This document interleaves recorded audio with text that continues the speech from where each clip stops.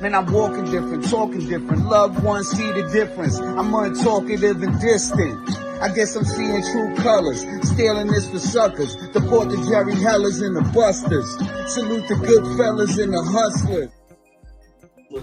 What's really good, ladies and gentlemen? It's the OG Boricua Dandana, Rob K, Muffins Martinez. That was 21-23. We stopped on that one just in case you want to write it. But listen, MLW's last pay-per-view.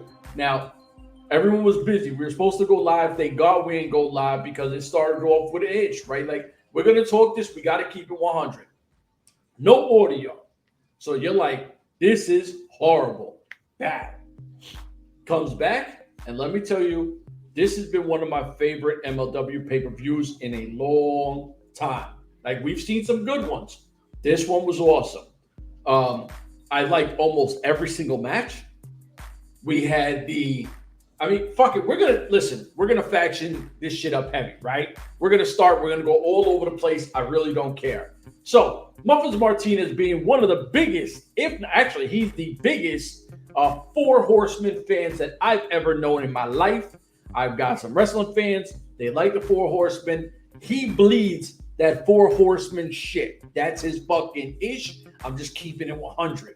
So, we see BRG fighting London Foo, the intrepid traveler, Paul London. Whatever the hell his name is. Looking like Mick Jagger or whatever his thing was. And then, for some reason, Paul London gets the win. And I'm like, what? Why would BRG, who's hot as shit, lose to Paul London? Right now, I'm feeling away. Now, granted, I'm a fan of BRG. I'm going to be biased. Now, we see the big homie, Fisher come in, Bobby Fish comes in. They start throwing the beats to him. And I'm like, you know what? I love a good beat down. Even if this was stupid, you beat the shit out of them. Good shit.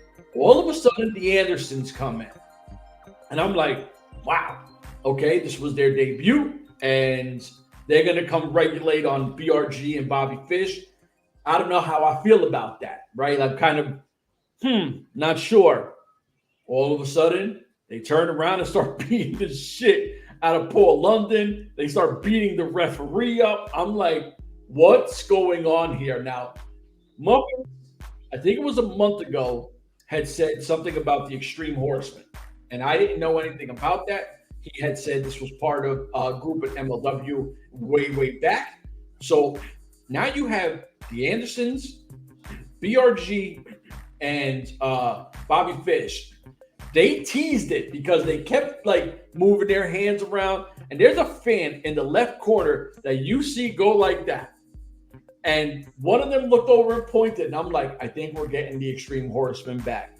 And I think that they're waiting to get the next show. They'll do the fucking woo. And I hope it's fucking Arn Anderson. And he throws it up. And then all of them follow suit. So I'm excited for this pairing. I'm a factions lover, especially when they're heels. Gentlemen, talk to me about this shit because I loved it. Yeah, it was a really it was a roller coaster of emotion. Because I agree, honestly, I was really surprised that BRG took the loss. And on paper, in theory, BRG can take a loss. That's his character. He's a little douchebag. It's fine for him to take a loss. But his first match with Bobby Fish, you kind of need a statement win right there to kind of make Bobby Fish look like he's a good trainer instead of the idiot we all kind of point and laugh at every now and again. But of course they got their heat back right away. So whatever, man, it was good enough. We got the Andersons out, and Swerve Bro, they attack London as well, as you put out. So I'll put you in the summary. I think it's overall, I think it is a good choice for the Andersons to go heel, just because Brock, let's face it, Brock isn't that great yet. And it's a lot easier to be a heel when you're young because you don't have to worry about pleasing everybody. Wait a minute. Are we saying the younger Anderson is not that good? Not good yet. He's not.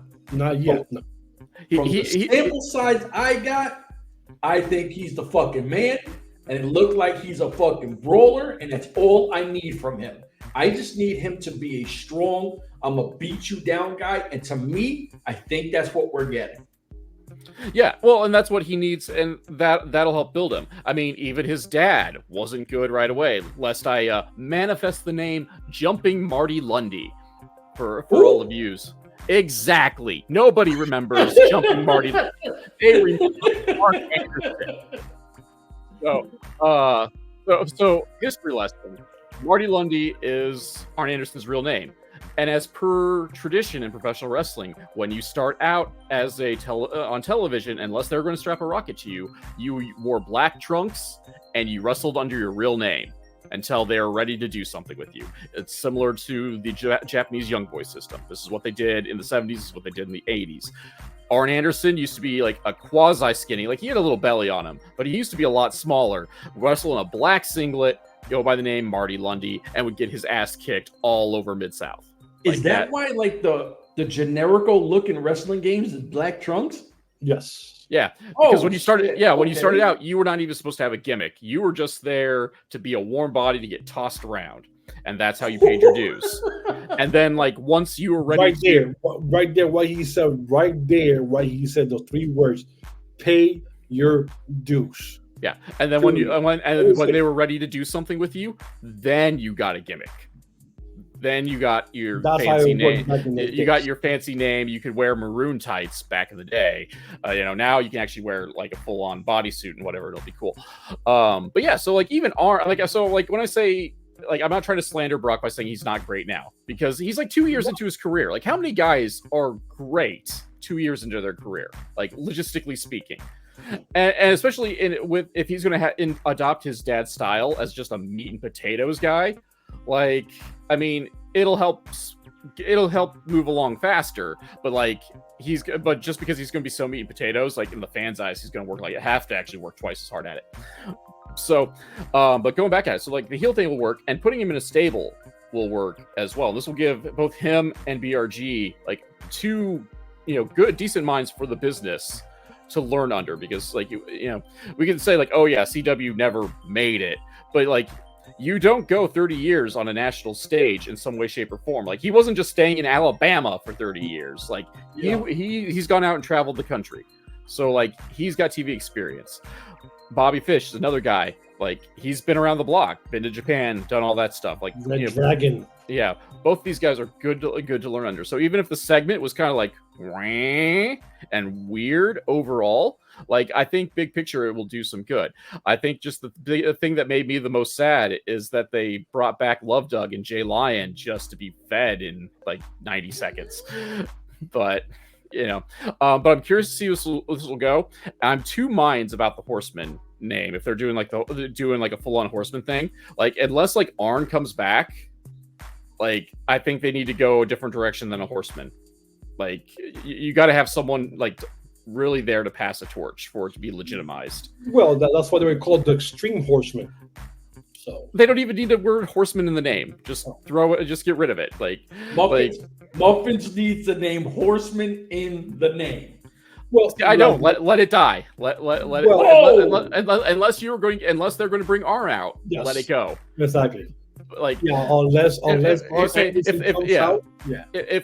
we do your idea and Arn comes out and drops the fingers, then I am okay. Then I am okay with them calling the Horsemen. But like, none of those guys are Horsemen, and none of those guys, like, we can play up Bobby Fish's accomplishments all we want. He's not a Horseman. But I'm curious to see where it goes.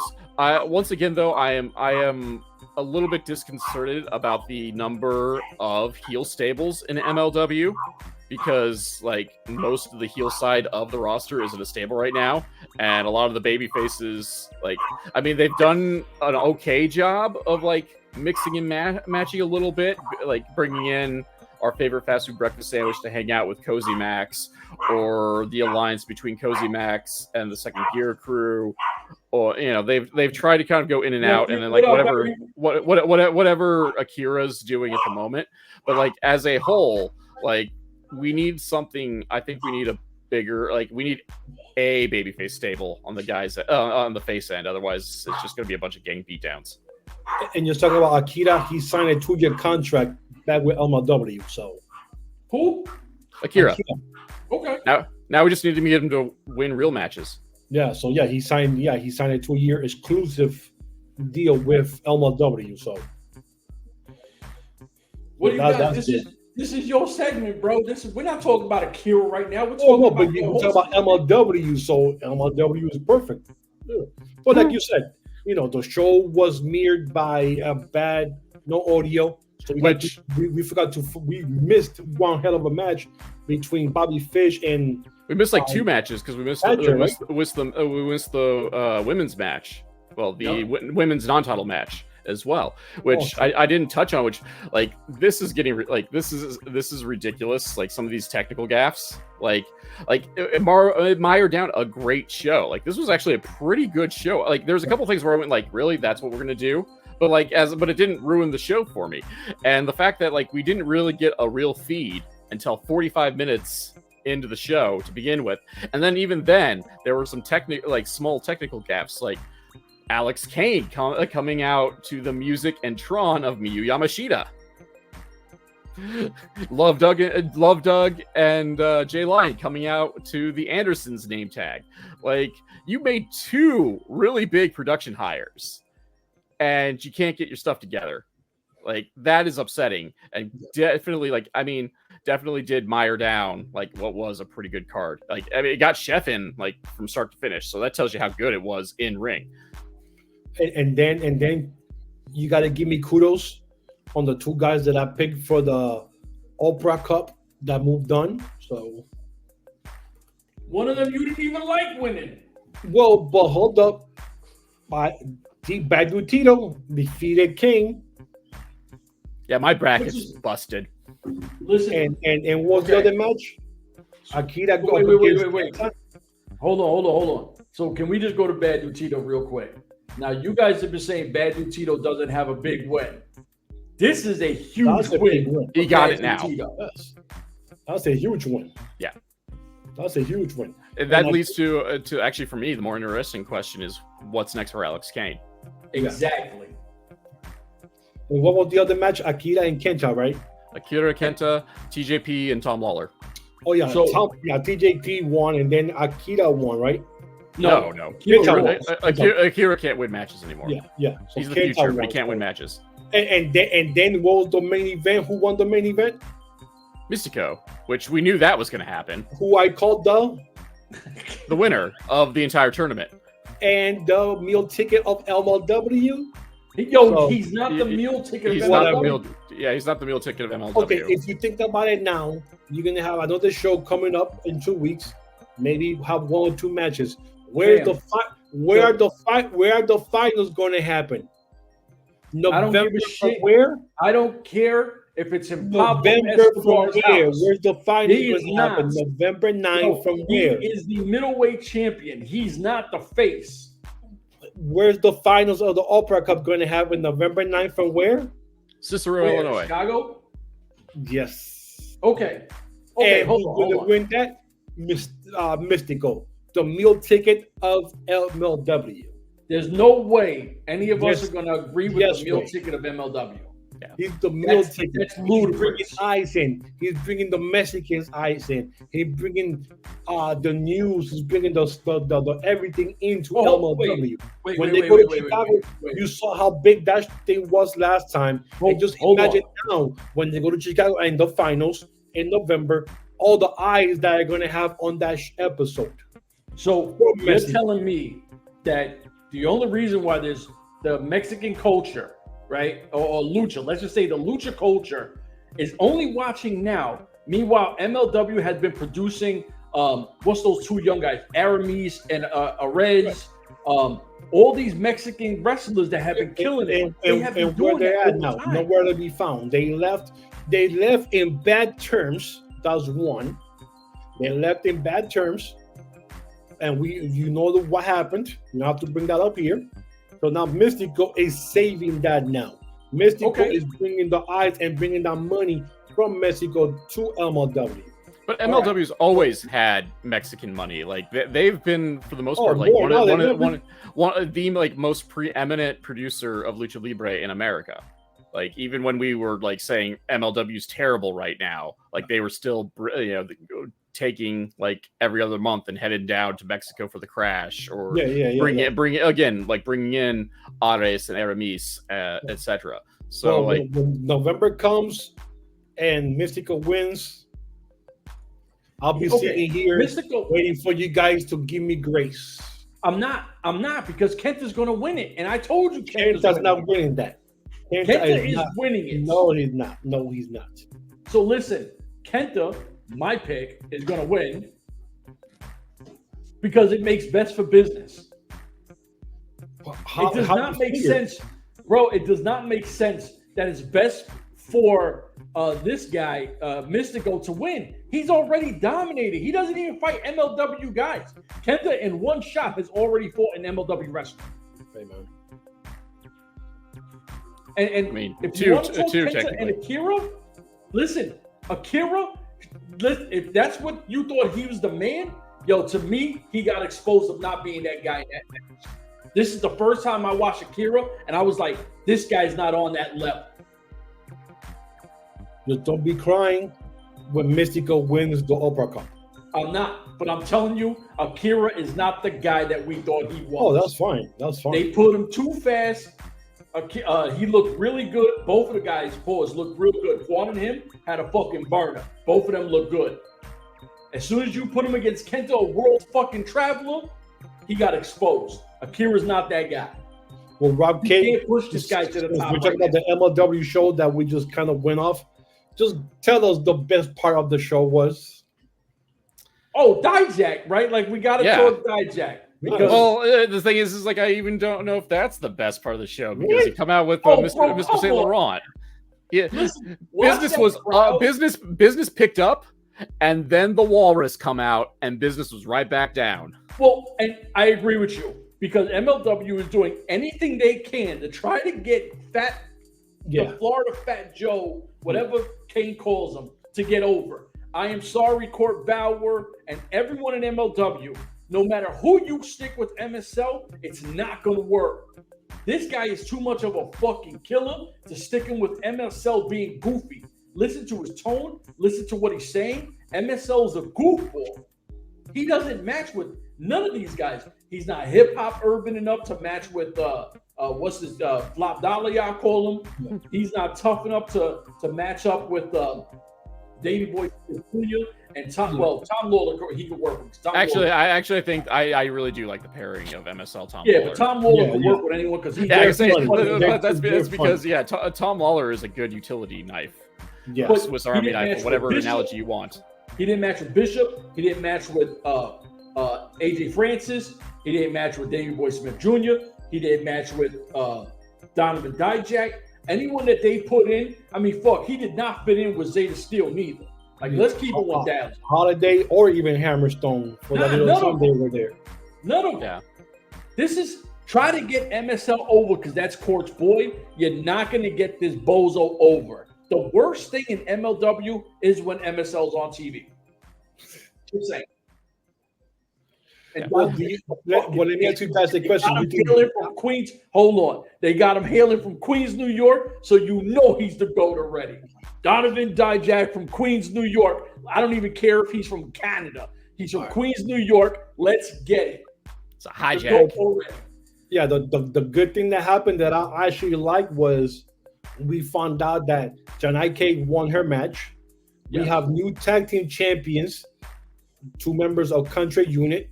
And now we know that Cruel is gonna have a title match in 2 weeks against Kojima, and hopefully right there and then we can finally end this experiment with all those old guys from Japan winning belts. And he says as Suzuki wins the title. Hey, tired of these old people getting belts. But the thing was, Suzuki is in a group. This guy is like the face, has been the face of the company for 5-6 months now since February. Can I ask you? He's over 50s. Can I ask you a question? Right. What's that? So when you didn't want to do the show about Akira and Minoru Suzuki being tag team partners, winning gold for him, said so. You were like, nah, fuck that, right? Okay.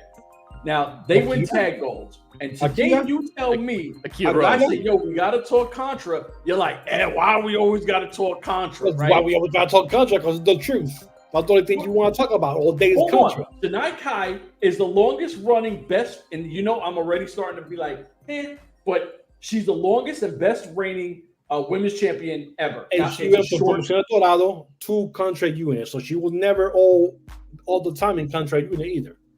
But she's in Contra unit longer now. With that belt. So she's a Contra unit product. Now we got Minoru Suzuki, arguably one of the GOATs in this industry. Yes. You got a younger Ikuro Kwon who came back looking official like a referee would whistle. Yep. They now hold gold. So they got tag team, women, and the only guy left in that faction without a gold is Kruger, who might win gold. How can we not? He's not Mike. He's going to win gold. He will win. He has to. You don't think they're going to save that for Riddle? Oh, hell no. Well, I don't know. But then you can have Riddle beat Cruel later on in the future.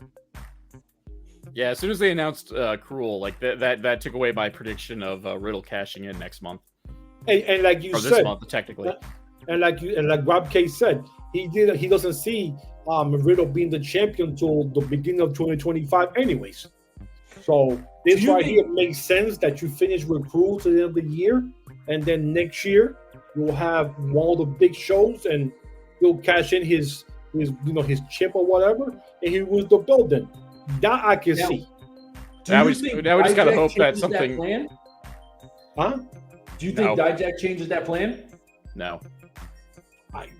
Because only if he's there full time for 2 years and not a 3-month rental. Yeah, I gotta say, if he's gonna be there long term, he'll probably have the title, but I don't see him changing the world title scene at all. Because in my head, what I see, and I could be wrong, and I'm going to go some Contra unit bullshit. First of all, you're always wrong, so don't even worry about if I'm right. I'm wrong. Yo, bro, I'm right a lot lately. 85% you're wrong, so don't say that. Everything that I predicted over the last year has happened. 85, okay, I'll go up to 87.7% of the time. You are wrong, so don't say. Bro, go through the receipts. I'm so right. I'm still coasting on. Whatever. Selena being Cesar's kid, so I'm not gonna say anything. Yeah, whatever. So now, what if Kruger's the champ, Riddle's going in, right, beginning of the year, what we think is he's going to have the thing. The character of Donovan Dijak fits as a hitman to me, and what if he's the new Contra unit hire that stops Riddle from winning it? I mean, he'll be a good member. Let me keep it 100. We're going to get hate from my Contra unit right now. No. Okay. No. Anything, literally anything, is better than a fast food breakfast sandwich world title reign. Literally anything. Give me the title, and it will still be a better idea than Riddle having the title, and I would be a terrible champion. Damn. At least Ivelisse is going to be a bad champion. At least he literally ended that with, I'll be a terrible champion. I'm going to be a horrible champion, but at least he's better than McGriddle. Well, if I said I was going to be a great champion, that would negate my point. Yes. Yeah, good point. All right, gentlemen, talk to me. I went a little too far off on this Contra unit shit. Well, no, but you're right. I can actually see Dijak being a member of Contra unit. And this is a very big pickup by MLW and Court Bauer. Yes. Because when he came out, I wasn't expecting who the hell is the Doomsday. I'm thinking it's going to be the Renta baby's going to come out. They're going to induce her, so she comes out at the child comes out at the minute. The child just comes out like, Doomsday, first match. The clock comes out, the baby comes out with the Glock, firing away at Cesar. But when Dijak came out, I actually popped when Dijak came out. I was like, wow, now that's a good solid pickup right there. And and we crap on MLW a bunch of times because it took a whole month from the last show to this past show, and they're still having issues with the damn shows. But this show was amazing for whatever you could see. and they got good reviews from people, even though they messed up the feed got messed up. But that's out of their control, though. That you can't. I mean, shit happens. It's your job. Wi-Fi and stuff like that. That's electronic stuff. Stuff happens. You could practice that 1,000 times, and 1,001, boom, something's gonna get messed up, and now you're running. But the problem is, like, yes, it's random, but it's random in a vacuum. This isn't a vacuum where they've had production issues for several months now, where they've had issues with the sound or issues with, the graphics and whatnot. So that's why I'm hard on them about like this gaffe. Like, yes, like a generator could blow up and it's not their fault. However, they have a track record of not doing great with the production stuff. So at a certain point, and they're bringing top guys in to fix these issues. And every time somebody new comes in, like 2 days later, the new shot comes out, and there's a problem. Yeah, and you're like, dude, like what happened? I thought you brought somebody else to fix this nonsense. Yeah. So other than that, dude, this was a perfect show. I mean, we have a show already coming up next Saturday, not this week, but next week. So we're already in September. We got 3 more shows to go before the year's over. Hopefully, they finish in a strong foot going forward the last 4 months. Now we know we're gonna get a show every 2 weeks because it fits in the calendar days. So listen, they got to go back to weekly because if they don't, like right now, everybody's high on Dijak. Yeah. It's going to be a while before we see anything again, right? Like so that starts to die down because there's no product. 2 weeks. 2 weeks, we have another live show in 2 weeks. Okay. October, September. What the hell is? September something, whatever. September 14th, and 14th. Okay, and then you have the tapings like 2 weeks after that. So. Okay. And then in October you have another live show, and in the middle of October, tapings. November you have the early show in November. So at least you know that every 2 weeks there's something going to be there MLW wise. Okay. Or at least I'm hoping that's what happens. That I don't work with them. So yeah, like I said, we just know that the live schedule now can accommodate every other week. Yes. Whether that happens or not, we shall see. Yes. But no, like I agree that we've beaten that horse to death. Like they really do need to go live because let's face it, their social media department is not bringing it. I again, beating the dead horse. Like I go to their YouTube and like there's only like one video a month besides the live event. Like that's unacceptable. They just retweet the same like 8 tweets like every day, and maybe they'll throw in something weird if something someone actually does something well, but like it's hard to stay hype. So hopefully, but to bring this back up into Happy Land again, Summer of the Beast. If we can ignore that the first 45 minutes they actually scrubbed from the internet, like it was a really good show. Yes, there's always some things I can question.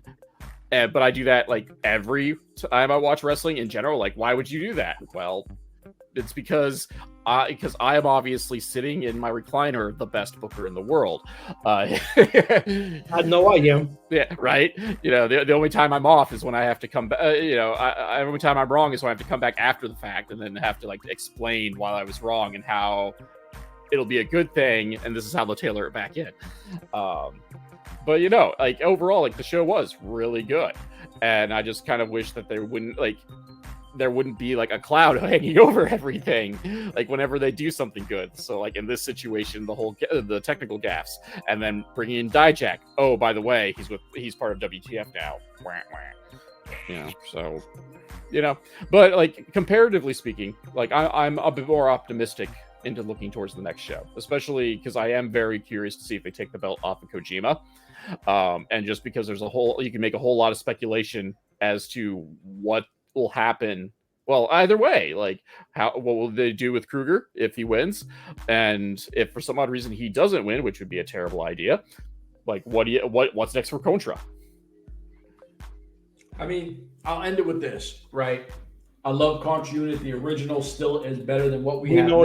We know, Chef. We know. Hold on. I got to beat a dead horse. Let Chef beat a dead horse. Yeah. Hold on. So the original is better than what we got now because of the staff that was involved. But it was very one-sided. It was Jacob Fatu and his cronies. Where here, Ikuro Kwon looks good, Suzuki looks good, Kruger's starting to look good, and you have Janai Kai. They're putting more focus on the faction as a whole. I love it. The Andersons with BRG and Bobby Fish, I'm excited because I don't know. Yeah, I don't know what to expect. I don't know the Andersons work like that. I don't know how, because we got a small sample size of BRG with Bobby Fish. This could be really cool or whatever. WTF to me at this point is not even a faction, right? It's just they're there, right? They don't do anything. So I like what I see. Hopefully we do get some Love Doug going back, because Love Doug is a fun character. We do like Love Doug, but I want to see some Jay Chris back. MLW has a lot of good things that I think is in their corner working for them, but 2025 to me is a make or break, right? Like they either have to come out guns a-blazing, or that fan base is going to completely deteriorate, and it is what it is. I mean, we can't help that, but I like what I've seen, and I'm really excited for Dijak because I did know his work before WWE, so I do like what I see, and I think that, obviously I'll do the gimmicky bias because I'm from Queens, the stupid Queens thing, but Dijak brings a character that we don't have, right? Like, I think they wanted to do that with Karrion Kross, never was lasted long enough. And this guy could be this if they do more than 3 months. There's a lot of good work parts. We hit everything. We talked NXT TNA. We talked MLW. This is what we do. Gentlemen, it was a blast to be back. Muffins, if he goes on another hiatus, I don't know what to do no more. I feel like I'm going through a divorce. So it is what it is. I'll give you a holler. For me and these two crazies, we're out of here. Deuces.